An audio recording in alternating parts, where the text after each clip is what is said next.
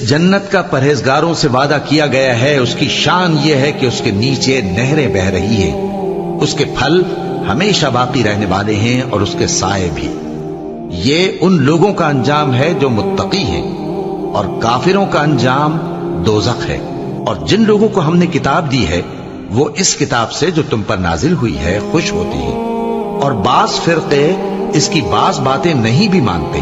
کہہ دو کہ مجھ کو یہی حکم ہوا ہے کہ اللہ ہی کی عبادت کروں اور اس کے ساتھ کسی کو شریک نہ بناؤں۔ میں اسی کی طرف بلاتا ہوں اور اسی کی طرف مجھے لوٹنا ہے۔ اور اسی طرح ہم نے اس قرآن کو عربی زبان کا فرمان بنا کر نازل کیا ہے۔ اور اگر تم علم آ جانے کے بعد ان لوگوں کی خواہشوں کے پیچھے چلو گے تو اللہ کے سامنے کوئی نہ تمہارا مددگار ہوگا اور نہ کوئی بچانے والا۔ اور اے نبی، ہم نے تم سے پہلے بھی پیغمبر بھیجے تھے اور ان کو بیویاں اور اولاد بھی دی تھی، اور کسی پیغمبر کے اختیار کی بات نہ تھی کہ اللہ کے حکم کے بغیر کوئی نشانی لے آتا۔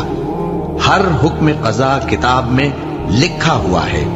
اللہ جس چیز کو چاہتا ہے مٹا دیتا ہے اور جس کو چاہتا ہے باقی رکھتا ہے، اور اسی کے پاس اصل کتاب ہے۔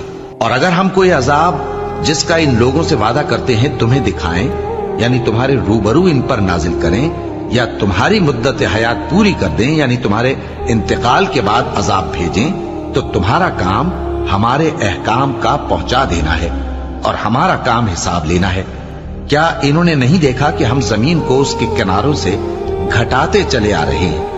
اور اللہ جیسا چاہتا ہے حکم کرتا ہے، کوئی اس کے حکم کا رد کرنے والا نہیں، اور وہ جلد حساب۔ جنت کا پرہیزگاروں سے وعدہ کیا گیا ہے۔